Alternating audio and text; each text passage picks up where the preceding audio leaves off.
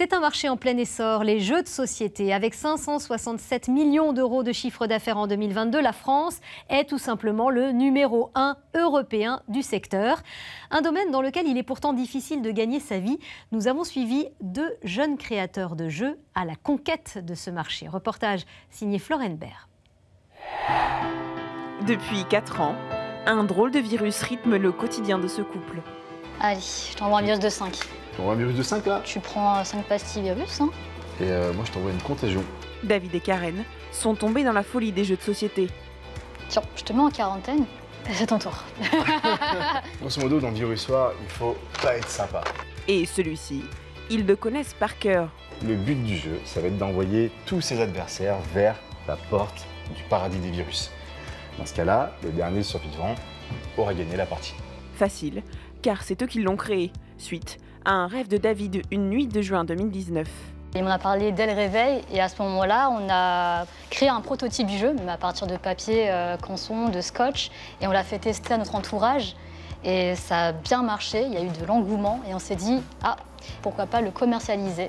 Grâce à une plateforme de crowdfunding, ils arrivent à récolter 12 000 euros. On a mis à peu près 15 000 euros de notre poche pour pouvoir lancer la fabrication de virus.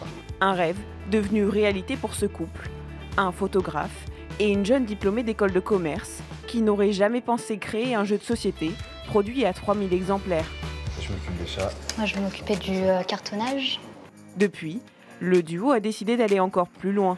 Collage, découpage, des étapes nécessaires pour la création du prototype de leur nouveau jeu. Il faut bien effectivement réaliser un prototype, c'est très important. Déjà pour le montrer aux distributeurs, mais aussi pour le tester auprès du public. Une passion très prenante, mais pas rémunératrice. Pour gagner leur vie, ils dirigent une agence de communication. Car sur cette boîte, qui sera vendue 38 €... Mais il ne va pas nous rester grand-chose. Je pense que ça doit se chiffrer aux alentours entre 1 et 3 € peut-être. C'est plus que la moyenne, car ils ont décidé d'éditer eux-mêmes leurs produits. Comme David et Karen, nombreux sont les Français passionnés par les jeux de société. Un marché qui se porte extrêmement bien et qui a été boosté par les confinements successifs. En France, il a généré 567 millions d'euros de chiffre d'affaires en 2022. Alors, les éditeurs deviennent de plus en plus exigeants. Donc tu as lu la règle, tu l'expliques? Aujourd'hui, dans cette maison d'édition, c'est le baptême du feu pour ce jeu allemand. Ici, tu as le 1 et le 7.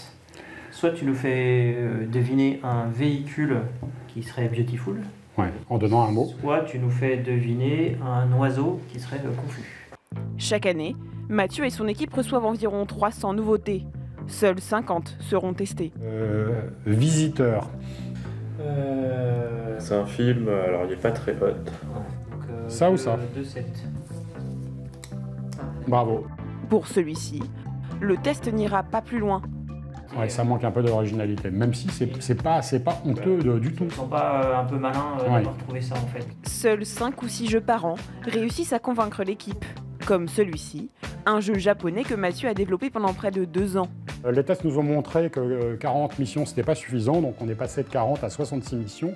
Et à chaque fois, on a ajouté du matériel pour bonifier l'expérience de jeu. Et il y a un plateau de jeu, les missions sont sous forme de cartes, etc. Une création qui sera commercialisée 40 €. Alors il y a 20 € pour la boutique, mais n'oublions pas qu'il y a de la TVA, donc ils ne vont pas toucher évidemment 20 €. Il y a 6 pour le distributeur. Il y a la fabrication à payer qui va coûter 7, 8 €. Il y a l'auteur, etc. L'auteur, lui, touchera environ 2 €. Donc il faut en vendre beaucoup. Il faut en vendre un peu.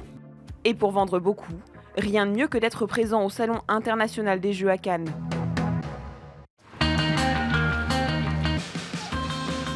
Ce week-end, 80 000 visiteurs y sont attendus. Parmi eux, Clément, Fabienne et leurs 3 enfants. Ils viennent ici pour la 5e fois. Alors on a l'habitude de jouer et c'est l'occasion de pouvoir tester des nouveautés. L'entrée, elle est là. Ils enchaînent les stands et les parties. Une loupe, pardon. Jusqu'à arriver à David et Karen, qui présentent leur nouveauté, Nekojima, l'île aux chats en japonais. Le but est de ne pas être celui qui fait tomber la structure. Les autres joueurs sont considérés comme gagnants. L'objectif pour les créateurs, séduire le public avant la sortie du jeu. Il va être produit à 10 000 exemplaires afin de pouvoir justement compenser les coûts de fabrication parce qu'on va faire un jeu en bois et le bois coûte très cher. Pour la famille, il est adopté.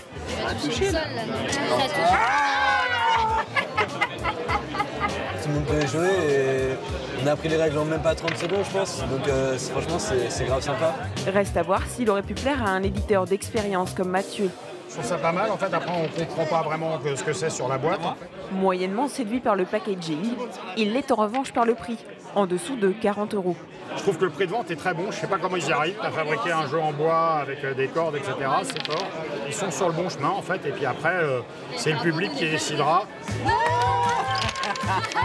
Pour réussir leur pari, David et Karen devront se démarquer parmi les 850 autres jeux qui sortent chaque année.